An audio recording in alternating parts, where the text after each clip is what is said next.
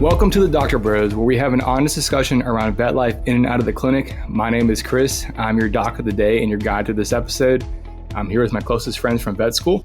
Hey, this is Adam. I am a relief veterinarian in Louisville, Kentucky. Hey, this is Jeff. I am a dermatology associate veterinarian, also in Louisville, Kentucky. And this is Chris again, and I'm a GP in North Carolina. We are happy to have Dr. Meredith Jones here on the podcast today. Dr. Jones is a certified student loan professional and a consultant at the Student Loan Planner. She holds an FINRA Series 65 license and is working towards the Certified Financial Planner designation. Prior to becoming a student loan consultant and financial planner, Meredith worked as an emergency veterinarian for over 12 years. She then became a money nerd while planning for her own student debt. She is the co-founder of the Veterinary Financial Summit and the admin for the Debt-Free Vets Facebook group. She also hosts the Veterinary Financial Podcast. Meredith has a passion for helping professionals navigate their student debt and incorporate their repayment strategy into their overall financial plan. At SLP Wealth, she focuses on financial planning for veterinarians. Outside of work, Meredith loves traveling, hiking, and spending time with her husband and silly pit bull mix. Welcome, Dr. Meredith Jones. Thanks. It's great to be here. Awesome. Well, thanks for coming on the show. So just as everyone knows, we always start off with an opening game. We're going to do a game of this or that. So basically just pick one or the other. So we'll start off in the veterinary field. Would you guys rather do emergency medicine or surgery? Oh, God. What kind of surgery? I hate both options. All of the surgery. This is Jeff. I guess I'll go back to the ER. Well, it's definitely emergency for me, hands down. Yeah, I guess I'd have to pick emergency too. I'll be the outlier and do surgery. Shocker, Chris. Yeah. Such a shocker. All right. Next one is, would you rather stay late doing notes or have 7 work-ins on the top of your normal schedule? Sounds like it's stay late doing notes or stay late seeing patients. And then doing notes on top of that. Yeah. So I'd say staying late doing notes, I guess, with that. Yeah, I guess I would also stay late doing notes. Same, because if I'm seeing 7 additional cases, I'm probably going to have even more notes. And yeah, I guess I'm in the same boat there. And I'd rather just get my notes done and not have to worry about it. All right. Next one's a little more fun. Would you rather go to the beach or stay in the mountains? The beach. I am so sorry. Beach. Beach. Beach for me too. I guess it depends, but I'd say just in any given day, I'd probably lean more so towards the beach. Same here. I'm a beach guy for sure. Hashtag salt life. Yeah. All right. Another fun one. Cookies or cake? What kind? Whatever makes you happy. I'm going to say cake then, because it's probably going to be chocolate or like Oreo or something for me. I'm going to go with cookies. I think I'd go cake.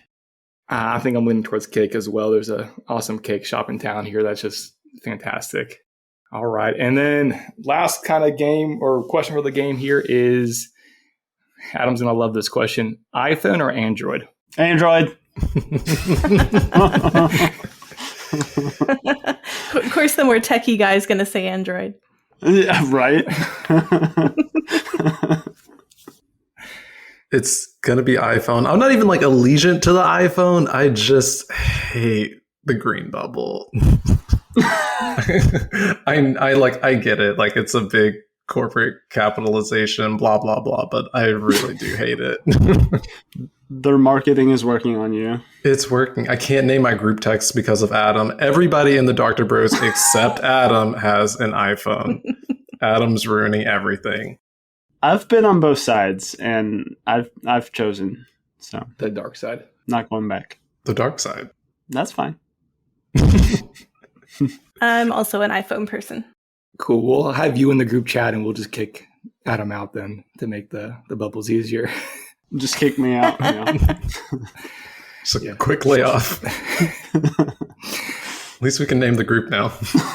For one point, we did have all four of us on an iPhone for I think 2 or 3 years, and then finally Adam. Yeah. It's very brief. When I switched from my Android, and I was like, "Oh, this is better." We were so excited. Well, all right. So getting into today's episode. All right, Meredith. So we always ask this to every one of our guests, pretty much the time-old question: what got you interested in veterinary medicine? I'm another one of those veterinarians who wanted to be a vet from a very young age. I decided at 10 years old that I wanted to be a vet. Before that, I wanted to be a teacher. And my parents, they bred toy poodles when I was little. So we always had a lot of dogs and puppies around. And I just became interested in biology and medicine from a pretty young age. Awesome. That's definitely how my story pretty much went, as I want to be a vet as a young kid as well. So then pivoting from that, what made you get into finance and becoming a financial planner? I know we kind of touched on that a little bit in your bio, but what made you take the leap? Yeah, so you mentioned that I became a money nerd while I was paying off my student debt. So that's how it really started. And I took a financial coaching course after I paid off my student debt. I started the Debt-Free Vets Facebook group. And so we have quite a lot of vets and vet students in that group now. And I ended up meeting another colleague who was interested in personal finance as well. And we founded the Veterinary Financial Summit. And then I also co-host the Veterinary Financial Podcast. I know you guys know Willie Badot, and he's been on the show a couple of times. I worked in a hybrid role. So my last clinical role was a hybrid role where I was working as an emergency doctor on the floor for part of the time, and then also was working on financial wellness programs for the company I was working with the rest of the time. And so I was doing student debt consults at that point and financial coaching for the doctors and the support staff there. And I just found that really rewarding, and I really enjoyed it. And I found that a challenge that I encountered pretty frequently was that we would get to a point in the conversation where I couldn't answer some of their questions because I didn't have a license of any kind to actually give financial advice. And so I wanted to change that. And so I decided to become a financial planner, and this way I can help veterinarians in a more comprehensive way with their finances. That's pretty awesome. That's pretty niche as well for being a emergency vet at the same time as also kind of giving financial help to was it the entire staff or just the doctors? It was the entire staff. Yeah. So anybody at the company was eligible to sign up for financial coaching or a student debt consult. No, that's awesome. We're having you on because we're definitely kind of promoting the student loan planner. JT and I both used them, and we loved our planning program that we went through for that hour-long process. Can you explain to us what that process is and what a veterinarian would expect or a vet student would expect when they're having that consult? Yeah, so we meet for 1 hour virtual consults. And so we get on a Zoom call, and I meet with a lot of veterinarians. We, as a company, we meet with all sorts of professionals, but I specifically probably work with more veterinarians than anyone else. And so before the consults, what we have folks do is we have them download their student loan data file from studentaid.gov because that helps us be able to start to help you with your student loan strategy. And so when we meet, we have that information just ready to go, and we talk through your repayment plan options and help you figure out how to save the most money on your loans. And we evaluate, for example, if you could benefit from a federal consolidation for your loans, or if you're married, we evaluate whether you would save more money if you file your taxes separately versus jointly. And certainly all the different student loan plans that are out there with the income-driven repayment plans, it can get really confusing and the rules change all the time. And so we we help people figure out, okay, which plan is going to work the best for them. And then any action steps that that folks need to take, we outline those in a follow-up email, and then we're there for follow-up questions via email as well. And so we save the majority of our clients quite a bit of money. The average that we're saving, like 90% of our clients, is about $50,000. I've met with veterinarians, though, who we've saved up to like $200,000 long term because we've optimized their student loan strategy. Yeah, and I wanted to jump in here and just mention how my experience went, because it was absolutely outstanding, in my opinion. So it was exactly everything that you mentioned, Meredith.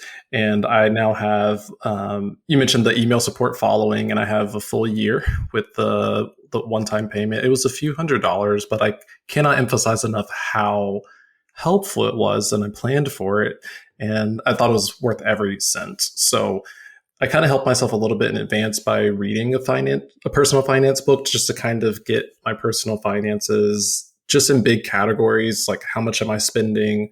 What are my general ins and outs? How much am I making? That type of thing. And how much do I think I need to be investing? Stuff like that.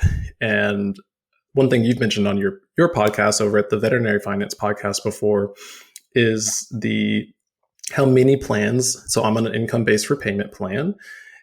Many plans will have a date where after a certain amount of years, your loans get forgiven, but then the remainder can be taxed as income. And so there's that quote unquote tax bomb. So that's a word I've been using. I took from you. Thank you. And my student loan planner helped me figure out exactly how much do I need to save, set aside, or invest every single month to plan for that. And that peace of mind, since I am a 6-figure debt person, which is on one side very unfortunate, but on the other side, I now have the peace of mind where I can kind of live my life like I want. And I know exactly how much to set aside to be prepared for that. So that was really invaluable for me as a professional. And one thing I've mentioned texting Adam and Chris earlier today is that I chatted with my my loan company last week, and they said right now they're not actually charging people the tax bomb, but they said it's very finicky, that could change. My student loan planner said on and off, they don't know if it's going to happen, but just plan for it. And so I'm like, I only feel like I can win as far as planning for it. So that's one thing. I was wondering if you could touch on that a little bit, if you've heard anything. Yeah, absolutely. Yeah. And we all hope that the tax bomb goes away and that it's not going to be a thing.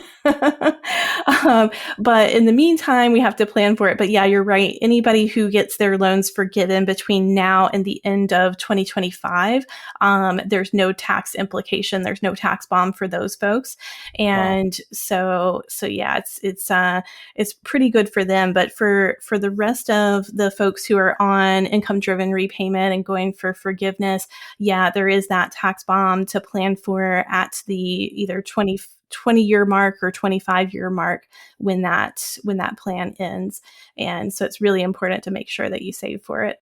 That's really good information. I appreciate that. And I'll also mention during my financial planning meeting, we did calculate out a lot of different scenarios. And in my case, I didn't know this, but because I'm only paying a percentage by paying the minimum every month, only a percentage of my interest and then some of the principal, if I tried to aggressively pay with my income level because of my debt to income ratio being quite high, it would have cost me over $100,000 to just quote unquote go for it.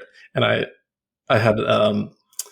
thought I was going to do that before the meeting. I was like, well, what if I just try that out? And then after we ran the numbers, I was like, oh, that's a terrible idea. So I can say without a shadow of a doubt that having that meeting is going to save me at least $100,000, and it would have only saved me about a year in time. So it genuinely was not even remotely worth it. Yeah, and it's crazy to think about, right? Because any other debt, it's like, okay, you want to pay it off as soon as possible and pay it off in full, right? But student debt is completely different. This is Adam.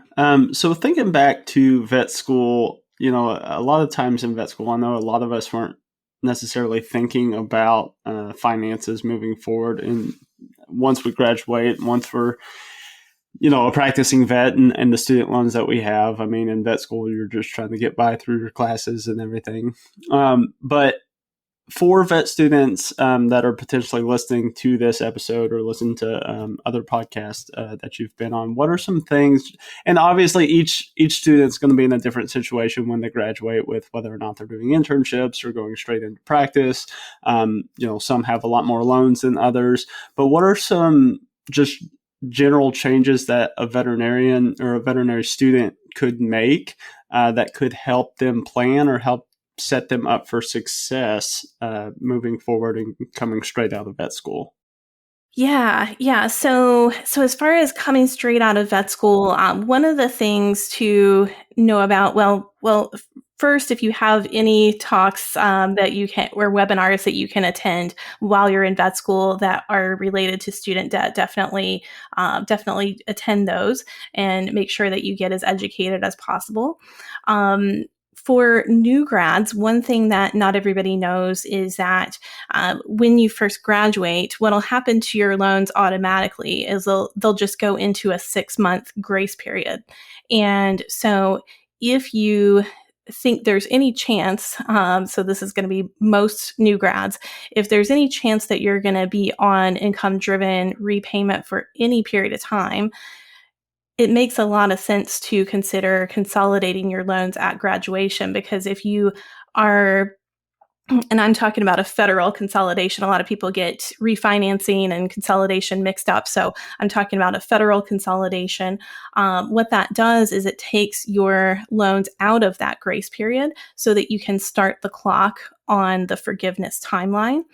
And so for most vet students, they probably weren't making a whole lot, or they weren't making anything while they were in school income-wise. And so what you can actually have the first year after graduation is you can have $0 payments. And so you take those loans out of that grace period, but you still don't actually have to make payments on them. But those $0 payments count toward income-driven repayment. So that's a really important step for new grads. This is Chris. That's awesome. I wish I had gotten more student loan advice in vet school.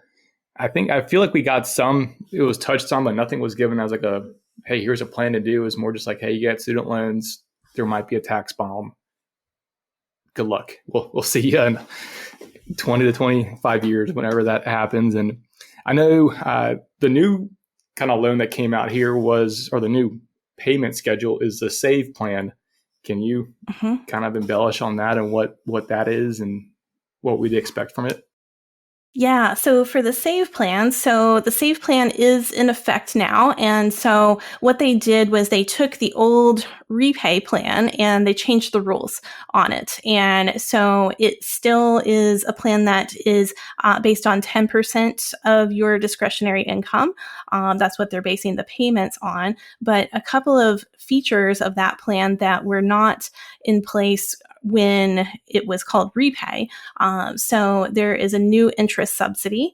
And so every single payment that you make, you're still going to be paying interest on the loan. So some people get confused and think that it's an interest-free loan. It's not an interest-free loan. You're still going to be paying interest on the loan, but the balance doesn't increase. And so the balance of the loan increasing on the other income-driven plans is something that a lot of people get really stressed out about because, they're making payments, and any other debt, you see it come down, right? You don't see the balance go up as you're making payments. And so for folks who should be on the SAVE plan, so that's for people who, we run calculations and it makes the most sense mathematically, that can be a really helpful thing, is not seeing that balance go up. Another thing that is different compared to the old repay rules is that It used to be if you're married, used to be that if you filed your taxes separately, it wouldn't help you on that particular plan on repay. Now, since they've switched the rules to save, now you can actually file your taxes separately as a married couple and have your student loan payments be based just on your income, not your income plus your spouse's income. So that's just a couple of the new features of Save. And other thing I'll throw in there is just because Save is a new plan doesn't mean it's the best plan. So a lot of people are still going to be better off on Pay or on the new version of IBR if they're brand new grads versus being on Save. For sure. And that's what we did our math. And I thought I was going to go onto the Save plan. And then we ran all the numbers and we're like, no, just stay on the Pay plan because that's just what makes more mathematical sense. And then I threw out this question is, let's say I did decide to own a practice or buy a practice in a few years, and what would I do then? And my planner at that point was like, contact us again and see where your financial situation is. It might make sense for you to switch to the Save plan because then you're going to have that. From my understanding, if I remember correctly, it was the balance is not going to go up. So that way I can just aggressively pay it off potentially with not having to do it. But again, he was like, that's just a lot of moving pieces. And he said, just contact us again whenever you change if you have questions about it, because it can change on you. So, but yeah, I went into fully thinking I was going to switch to Save. And he was like, no, the math doesn't math on that one. Just stay with what you're on the plan you're on. Same with my wife. We were both on that call together. So it was definitely helpful to be on that. But yeah, that Save plan, they kept trying to push it on us. I feel like they kept saying emails like, hey, go on Save, go on Save, go on Save. And I'm like, I'm going to wait and see what. And you can't go backwards is what they said either. You can't switch your plans after you started, correct? Like if I went to Save and went back to try to go back to Pay. Yeah, and it depends on when you borrowed money and when you graduated, but yes, that is true for a lot of folks. And the reason for that is that the Pay plan is going to be phased out at the end of July. So anybody who's on Pay can stay on it long term, but you wouldn't like in your situation, you wouldn't be able to switch to Save and then switch back into Pay because Pay is going to go away as an option.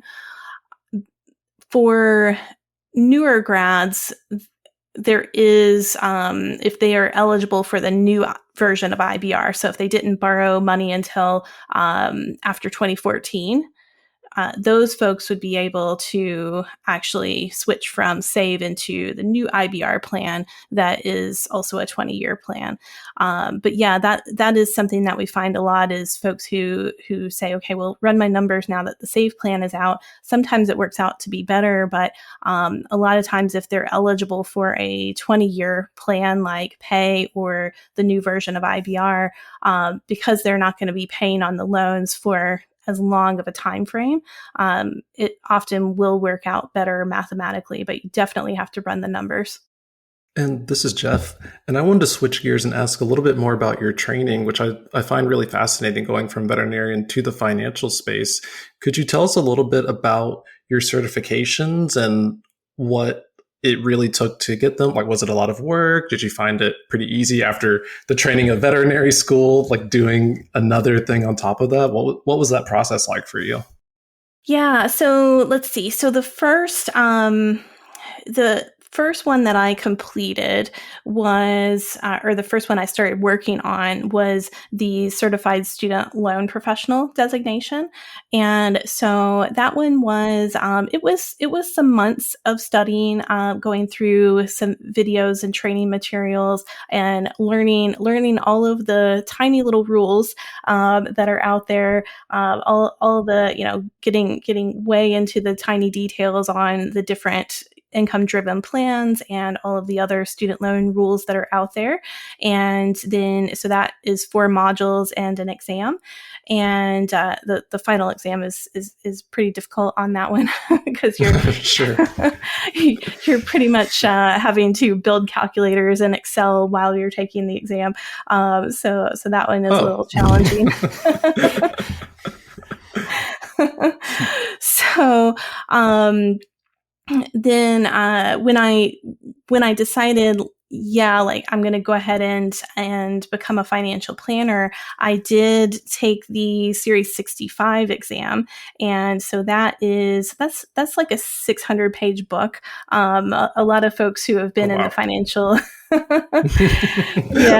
yeah. A lot of folks who have been in the financial space for a while, they're like, oh, that exam's easy. But it's like, okay, well, it's, 600 pages of material I was not familiar with. And so, so that took me a few months as well, and took an exam for that.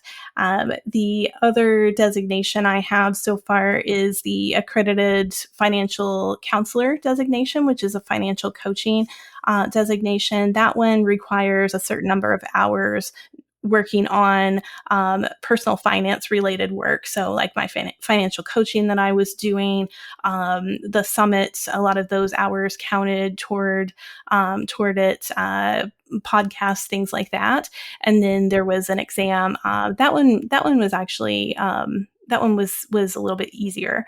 And then now I'm working on the certified financial planner designation, which takes about 2 or 3 years to get both the hours and the coursework done for that. Oh, wow. I mean, it almost sounds like you're getting a whole nother degree on top of your other designations. I also wanted to ask, I guess, if somebody were from the veterinary field trying to like follow your footsteps and wanted to get more into the financial space, what path would you recommend, or would you have done anything differently? So good question. Yeah. So, and I have had some conversations with veterinarians who are interested in kind of dipping their toe into personal finance. And so I'll often get on a call with them and just get to know a little bit more about what their interests are. And so I'd say if you're really interested in student loans, then probably certified student loan professional is going to be the way to go. For someone who wants to get more financial education and be able to start to help people, but they want to be able to do it on a really flexible schedule, probably some sort of financial coaching designation would be the way that I would direct them. And then for crazy folks like me who are interested in becoming a financial planner, those folks I would probably direct to begin with to working with a fiduciary financial planning firm, but then likely they would be taking the Series 65 and eventually becoming certified financial planners. Yeah, I think that's amazing. And do you feel like you miss any medicine at all, or was it just like a good fresh shift where you can use your veterinary skills just still helping veterinary professionals? Yeah. So it's a good question. I mean, I worked as an emergency vet for a long time, so over 12 years, and worked lots of nights and weekends. And so certainly it's past the kind of average that you hear about of like 3 to 5 years working emergency. And I decided that I wanted to shift into a new chapter in my career and just take this opportunity to grow professionally and help the veterinary profession in a different way that I'm really passionate about. Yeah, I love that. And I really appreciate it. We've talked on this podcast a few times about different career options. And like, if you're not happy with your space or just want to do something different, you can do that and shape your own path into what sounds good to you personally. And I think we've mentioned before, like I really like speaking. So I'm doing a little bit this year, and I plan to get more into that space along with continuing my clinical work. But there are people who completely shift over and just do whatever fits them. And I encourage anybody listening to do that. So pursue what you think sounds good to you. You never know what it can turn into. This is Adam. So I know you are the co-founder of the Veterinary Financial Summit. Can you go into a little bit about what that is and what you do with that? Sure. So we have hosted virtual conferences for the past 4 years, and so when we founded the summit, actually back in 2019, we thought we were going to do an in-person summit, and then of course COVID hit. Yeah.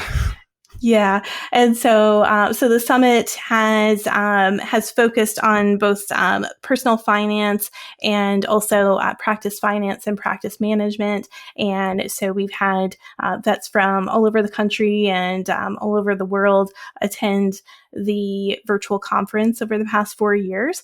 And then we've had, of course, the veterinary financial podcast that we're continuing to do. We're actually not hosting a summit this fall. So we're taking a break from that while I'm working on my certified financial planner coursework. Do you have plans to eventually create an in-person conference, or has the online form been going so well that you're just going to stick with that? I think we're probably not going to do an in-person event anytime soon. Yeah, it's something that we definitely have talked about, but I don't see us doing it anytime soon. The conference world changed a little bit during COVID, I think. No, for sure. This is Chris. So kind of going into back to veterinarians and veterinary students and kind of coming up with a plan for themselves. What kind of investment strategies would you recommend for someone or a student just starting out and trying to figure out, hey, where do I put my money or what do I even do with my paycheck? Yeah. So it's just starting kind of from the beginning with just making sure that you've got a good foundation in place. So definitely, as we've talked about here, definitely getting a student loan plan and having your loans, really evaluated and have a conversation with someone who can run your numbers and make sure that you get all of your questions answered and that you come away from that discussion really confident about your student loan plan. And as you mentioned earlier, it's something that, if circumstances change, you can always have a follow-up consult. But I think getting a plan that you're really comfortable with is really, really important and helps you have a lot of peace of mind as you are for starting your career.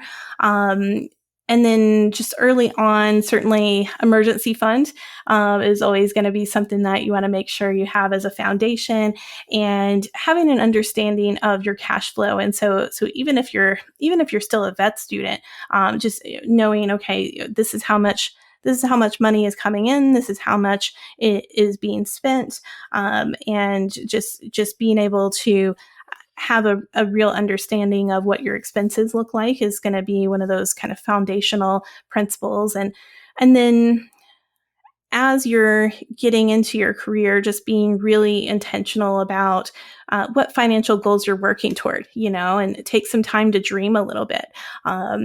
Some folks spend more time planning a vacation than they do planning their finances.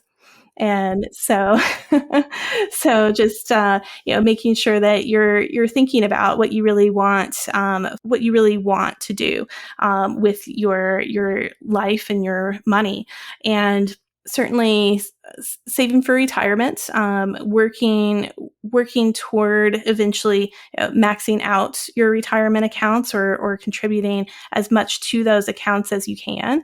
And we already touched on the tax bomb that you would need to save for at the end of income-driven repayment. And the one that we all hope goes away, but if it goes away, that's great. You'll have a pile of money that you've saved that you can use for something else, right?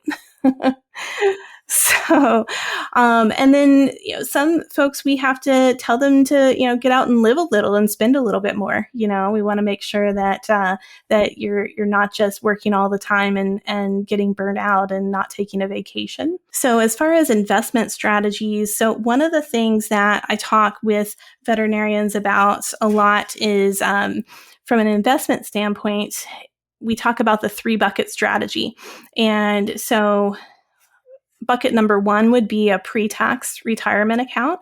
So that's usually your employer account, like a 401k or a simple IRA. If you're in academia or a nonprofit role, then you might have a 403b instead. So with those accounts, you pay no taxes today, but you're going to pay taxes in retirement. So it's going to be taxed as income in retirement. Bucket number 2 would be a post-tax retirement account, like a Roth IRA, for example. And so with those accounts, you're using money you already paid taxes on. And so then when you use that money in retirement, there's no taxes on the money you contributed to the account, and there's no tax on the gains or the growth of the account. Bucket number 3 is a brokerage account. So that's a non-retirement investment account. Brokerage accounts are the type of account that we often talk about saving into for the tax bomb.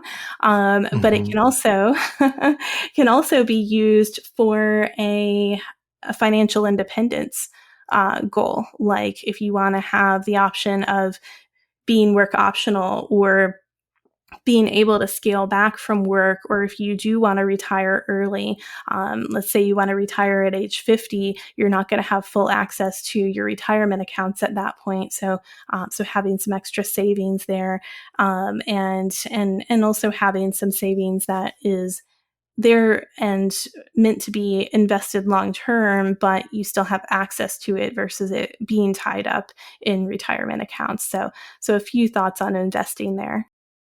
No, that's awesome. And that's a really good breakdown of what to do. I kind of was a little bit backwards, and I didn't start my 401k until this year, but I had the brokerage and the Roth IRA done beforehand. And kind of a question for emergency fund. Everyone seems to have a different opinion on it. How much do you say you should have for an emergency fund for a veterinarian or anybody?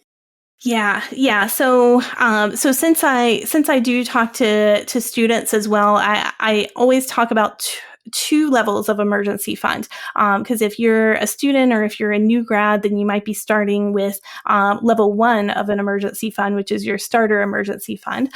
So I consider that to be about $3,000 to $5,000. So having just enough of a cushion that if there was an emergency, you've got some money to work with there.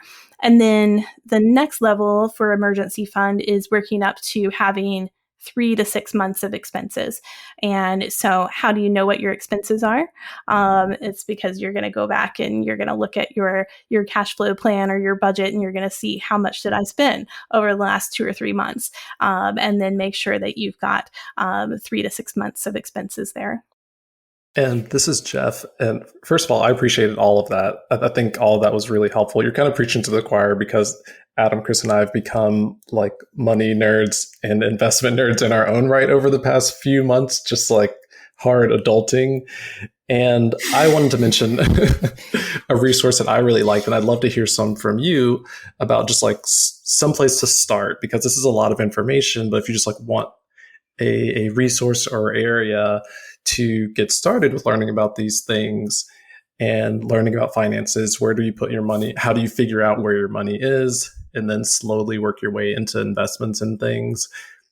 I read Ramit Sethi's book, I Will Teach You to Be Rich, which I thought was excellent. And a lot of the things you've mentioned are principles in that book that, like, I read it. I'm not to be dramatic, but I read it twice, and I was just like, "This is insanely good." I was like, I want to make sure I didn't miss anything important, and I'm trying to get Adam and Chris to read it, which it's on their list.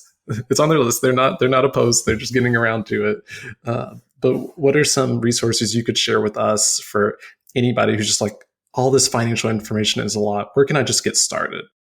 Yeah, and I agree. That is a really good book. Yeah, absolutely. So I definitely like a few different things. So I'm a little biased because I work with Student Loan Planner. They actually have they have a blog that covers not only lots of topics related to student loans, but also finances in general.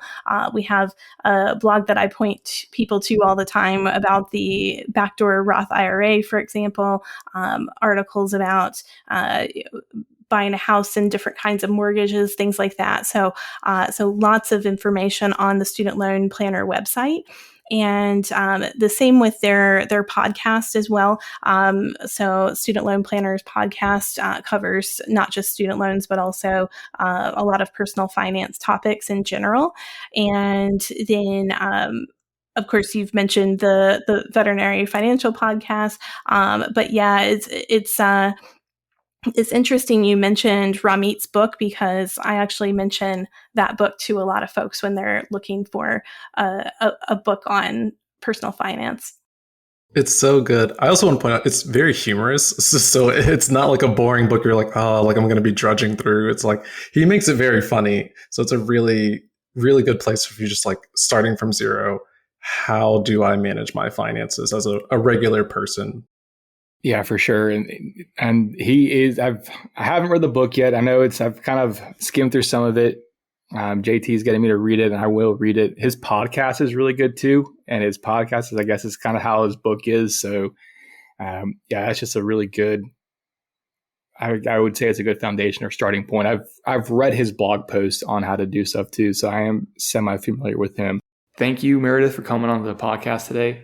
I think all of us can agree that this has been an incredible episode. Before we let you go, could you tell our listeners where they could find you? Sure. So you can find us at studentloanplanner.com. And then if you're interested in financial planning with me, you can look for slpwealth.com/book. If you're looking to tackle your student loans, check out the link in our show notes. You'll save $100 on a 1-hour consultation with the Student Loan Planner. Don't miss out on this opportunity to get expert advice and take control of your student loans. Thank you so much for listening to this episode of the Dr. Bros. If you enjoyed it, please leave us a 5-star review on Apple Podcasts or anywhere where you listen to podcasts. It would also help us out if you could share this episode with others who may be interested in today's episode. You can also tell us what you want to hear. You can drop suggestions in the comments or shoot us an email at thedrbros@gmail.com or DM us at the Dr. Bros on Instagram. You can also reach me on Instagram at dr.chrishernandez. And this is Adam. You can find me on Instagram at dradamdvm. That's DRADAMDVM. And this is Jeff. You can find me on Instagram or TikTok at DrJeff, DermDogTorJeff.